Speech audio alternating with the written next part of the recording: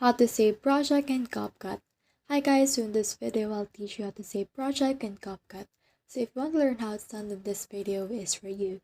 So if you want to save a project, don't worry because it will be auto save on your drive.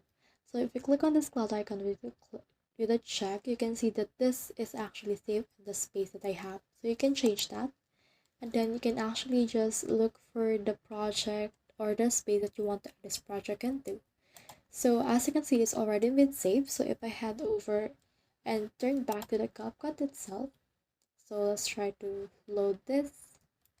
And then I head back to the CapCut itself, I should be able to see my project right there without any loose changes. So you can see in here my space and all of the things that I have. So if you click on my space right here, so let's click on that, and you should be able to see in here everything that I have created. So this is the one that I have just saved earlier, so you can just click on that. Then once you have clicked on that, you can see that it is still intact and nothing has been wrong. So the next thing you can do once you have saved a project is you can actually export it if you want. So you can just click on the export button right here.